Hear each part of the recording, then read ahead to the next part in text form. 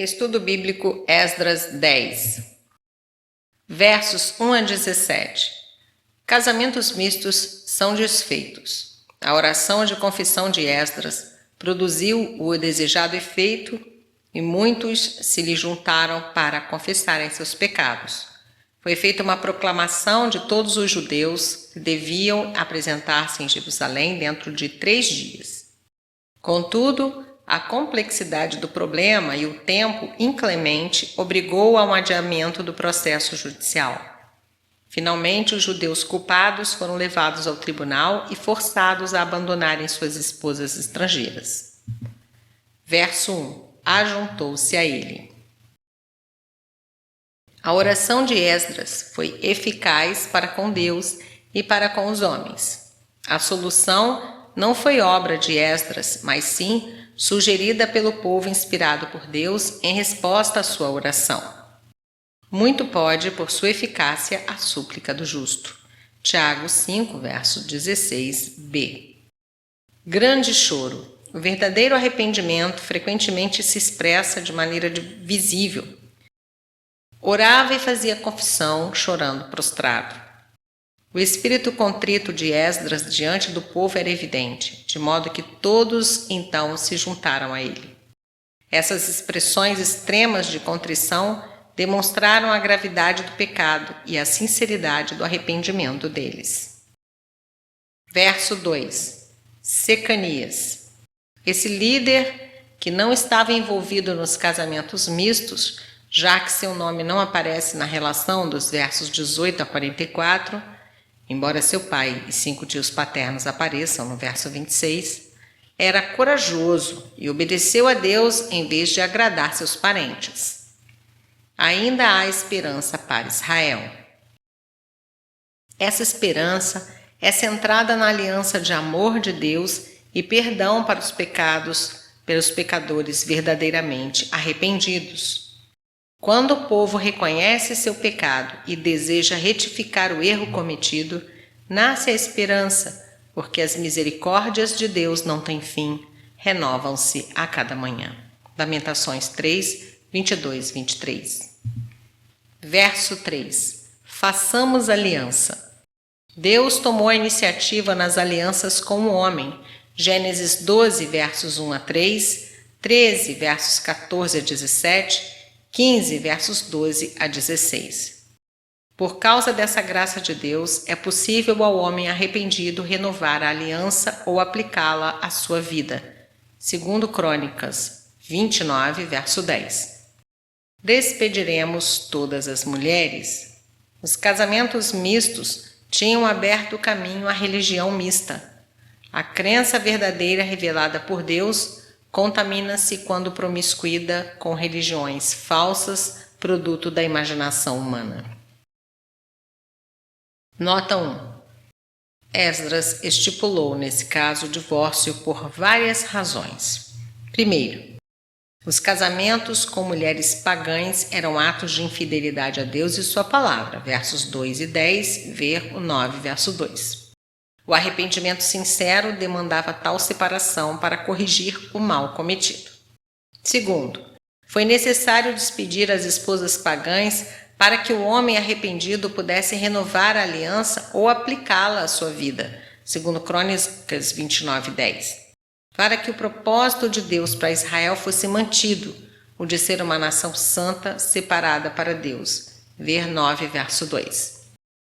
3. Foi necessário o divórcio aqui para que o povo de Israel não viesse a adotar a idolatria e os costumes imorais das nações. Moisés declarou: nem te aparentarás com elas, pois elas fariam desviar teus filhos de mim. Deuteronômio 7, versos 3 e 4. O divórcio, nesse caso, era um recurso radical necessário para impedir as sucessivas consequências causadas pela transigência com o mal, o que inevitavelmente levaria outra geração à apostasia, colocando-a sob severo julgamento divino. 4. É a tua incumbência. O mesmo Esdras que tomou a primeira iniciativa na oração, capítulo 9, versos 6 a 15, será o primeiro a verificar quais os passos que se deve tomar para aliviar a situação. Esdras é reconhecido como principal líder espiritual com autoridade divina apropriada e responsabilidade humana para executar essa tarefa difícil de tratar do divórcio de tantos. Versos 18 a 44. Esforça-te e faze assim. Um dirigente cristão necessita de coragem e ação resoluta para opor-se às tendências mundanas entre o povo de Deus, conclamar com fervor os pecadores a deixar o pecado e voltar-se a Deus, e incentivar a obediência à sua palavra. Esdras revelou essas qualidades quando exigiu que os judeus se separassem dos povos, das terras e das mulheres estrangeiras, verso 11. Verso 5. Ajuramentou. O juramento em relação à aliança especificado no verso 3. Conferi com Neemias 10, versos 28 a 39, para o conteúdo de um juramento futuro sob condições semelhantes. Verso 6. Na câmara de Joanã, filho de Eliasibe. Joséfo declara que Joiaquim, Neemias 12:10, era sumo sacerdote quando Esdras chegou a Jerusalém. Seu filho Eliasibe, desse versículo, foi sumo sacerdote no tempo de Neemias, Neemias 13, versos 4 e 7. Uma vez que Neemias 12:10 declara que Jonatã, era neto de Eliasibe, podemos dizer que o Joanã do nosso versículo era um irmão mais moço de Joiada, filho de Eliasibe. Em homenagem ao seu irmão, Joiada chamou seu próprio filho de Joanã também.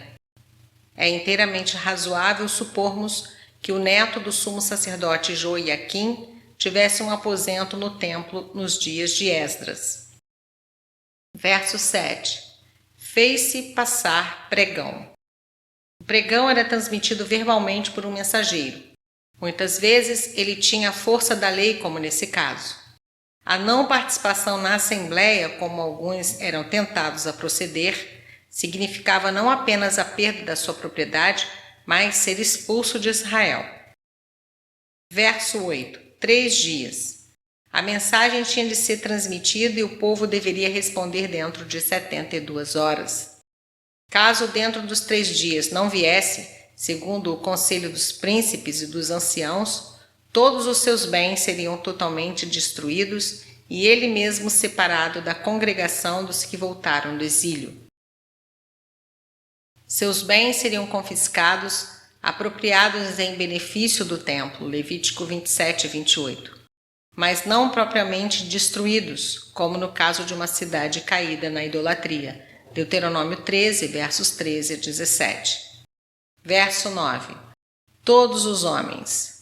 Graves consequências destacaram a gravidade da situação, de modo que todos foram, mês 9, a época das chuvas mais pesadas e durante o dia mais frio, especialmente em Jerusalém, que fica a mais de 762 metros de altura. Ajuntou-se, portanto, no espaço aberto que havia defronte da Porta das Águas, no extremo sudeste do pátio do templo, Neemias 3:26, 8:13 e 16 e 12:37. Em 8 de dezembro de 457 a.C., uma imensa multidão de judeus, não cabendo dentro da pequena cidade, Neemias 7:4, para ouvir a solene mensagem de Esdras, versos 10 e 11. Tremendo por causa dessa coisa e por causa das grandes chuvas. 2 fatores criaram muito desconforto entre o povo. Um temor esmagador da ira de Deus sobre a nação e a chuva torrencial que caracteriza o mês de dezembro em Jerusalém. O 9º mês, novembro-dezembro, é o mês das chuvas em pleno inverno. O povo tremia, portanto, por causa da gravidade dos acontecimentos e por causa das chuvas. Em Jerusalém, de vez em quando chega a nevar no mês de dezembro. Verso 11. Confissão, separai-vos. O divórcio era permitido por Moisés, por causa da dureza dos vossos corações, conforme Jesus explicou, Mateus 19:8, com Deuteronômio 24, versos 1 a 4. A maioria das mulheres despedidas não seriam esposas, mas sim concubinas. Na melhor das hipóteses, seriam de casamentos ilícitos. Aqui estão 2 elementos essenciais do arrependimento: a concordância com Deus e os passos para a ação justa de separar-se do pecado. Nota 2. Nessa etapa da história, não se deve considerar a atitude de Esdras e da comunidade israelita como um modelo para os crentes do Novo Concerto. Quanto ao casamento e divórcios de crentes no Novo Testamento, as Escrituras ensinam o seguinte. Primeiro, um crente não deve contrair núpcias com um descrente. 1 Coríntios 7:39, conforme 2 Coríntios 6:14. Segundo, se a pessoa se torna crente depois do casamento e o outro cônjuge permanece incrédulo, o cônjuge crente não deve divorciar-se se o cônjuge incrédulo quer manter o casamento. 1 Coríntios 7, versos 12 e 14. 3.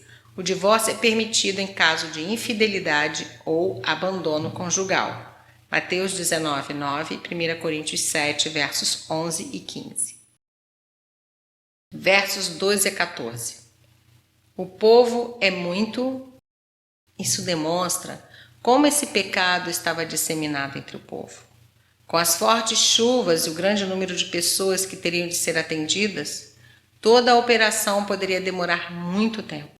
Então o povo deu uma sugestão administrativa para tratar da magnitude do problema. Para cada casamento ilegal, um questionamento ou audiência podia ser conduzido localmente. Todos esses detalhes teriam de ser tratados com grande cuidado. Portanto, a delegação dos procedimentos legais foi uma sugestão muito parecida com a de Jetro no deserto, Êxodo 18. Verso 13. O problema ficou solucionado no prazo de 3 meses, versos 16 e 17. Verso 15. No entanto, Jonatas e Jazeías se opuseram a essa coisa. A oposição desses dois homens e dos seus dois partidários poderia ter surgido devido à solidariedade para com os lares que estavam sendo ameaçados com a divisão. Nesse caso, eles não encaravam a questão pelo prisma divino e sua oposição, felizmente, fracassou. Foi, entretanto, um bom plano e propiciou uma resolução razoavelmente rápida. Versos 16 e 17. 10º mês, 1º mês. Foram necessários 3 meses para acertar a situação em todos os casos, depois dos quais o povo estava pronto para celebrar a Páscoa com a consciência limpa. Isso aconteceu cerca de 1 ano depois que Esdras partiu do rio Ahava. Verso 18. Filhos de Jesua, filho de Josadaque e de seus irmãos. No início da lista daqueles que haviam feito casamento misto, estavam os descendentes e outros parentes do sumo sacerdote que participaram do primeiro retorno com Zorobabel e havia liderado a reconstrução do templo. Foram eles que estabeleceram o exemplo para todo o povo dar a oferta apropriada pela transgressão, verso 19. 17 sacerdotes, 10 levitas e 86 homens da congregação de Israel foram declarados culpados e cada um separou-se de sua esposa estrangeira, oferecendo depois um carneiro pela sua culpa. Todas as 4 ordens sacerdotais estão aqui representadas, comprovando a declaração dos príncipes, capítulo 2, versos 36 a 39 e 9, verso 1. Verso 19. Com um aperto de mão, ofereceram um carneiro do rebanho pela sua culpa. Um gesto oriental para selar uma promessa, Ezequiel 17, 18, Lamentações 5, verso 6, onde a expressão hebraica dar a mão é corretamente traduzida por submeter-se. Fizeram um trato solene, empenhando a mão direita como ratificação, Provérbios 6:1, Ezequiel 17:18, com a promessa de que abandonariam suas esposas estrangeiras. Veja Levítico 5, versos 14 a 16, quanto à ordem de oferecer um cordeiro pela culpa. Despedir suas mulheres, filhos, versos 3 e 44. Coloca-se a observância da lei acima das coisas mais queridas. Carneiro, a oferta pela transgressão dos sacerdotes. Levítico 6, versos 4 a 6. Versos 20 a 43. Os nomes das pessoas que voltaram do cativeiro, seja com Zorobabel em 538 a.C., seja com Esdras em 458 a.C., mostram que os israelitas, cativos na Babilônia, conservaram uma esperança viva. As terminações ias de muitos nomes representam o nome de Deus, assim revelando ao seu povo: Yahvé, Jeová, eu sou Senhor, que são 4 maneiras de transliterar o nome inefável de Deus. Quando o nome de Deus vem no começo do nome do indivíduo, é representado pela letra J em nossas traduções. A palavra El, que no hebraico quer dizer Deus, tanto consta no fim como no começo desses nomes, Elias e Jeiel, no verso 21. No verso 28, os nomes Joanã e Hananias têm o mesmo significado. Deus é misericórdia no primeiro, o nome de Jeová é representado pelo G, e no segundo, pelo Ias, a misericórdia, em hebraico Hanan. Aparece no fim do primeiro nome como Anã e no começo do segundo como Hanan. Infelizmente, as exigências da moderna grafia portuguesa alteraram tão profundamente a forma das palavras que compõem esses nomes que o leitor moderno não tem o privilégio de verificar as mensagens de fé e de esperança que se escondem nesses versículos, como por exemplo em Selemias, no verso 39, que significa Deus é meu modelo, meu padrão. Verso 44. Alguns dos quais tinham filhos dessas mulheres. Isso foi mencionado para mostrar como essa separação foi cabal, sendo muito mais dolorosa do que se não houvesse filhos. Sem dúvida, fez-se provisão adequada pelas mulheres e crianças repudiadas de acordo com os meios e circunstâncias dos maridos. Uma comparação com Neemias 10:30, 12 anos mais tarde, e Neemias 13:23, cerca de 30 anos depois. Mostra que o mal não foi permanentemente eliminado. Longa associação com vizinhos pagãos tornou essa separação definida uma coisa difícil de entender para os judeus menos instruídos. Mas Esdras era o homem de Deus para aquela hora, pelo menos para aquela geração, a fim de que o testemunho da nação fosse preservado para o final cumprimento dos propósitos divinos. Nota 3. Séculos de experiência ensinaram aos israelitas que qualquer conformidade com o mundo pagão em derredor ameaça trazer a idolatria, a apostasia e a maldição. As esposas estrangeiras, juntamente com respectivos filhos, foram provavelmente mandadas de volta às suas próprias famílias, conforme seus povos de origem. Levando-se em conta o fato de que foram necessários 3 meses para resolver a situação, essa relação de 113 homens pode representar apenas aqueles em posição de liderança. Somos muitos, verso 13. Aparentemente, existiam mais transgressores entre o povo. Mesmo que o problema tenha sido tratado diretamente, mais tarde ele ressurgiria. Neemias 9:10 e verso 13.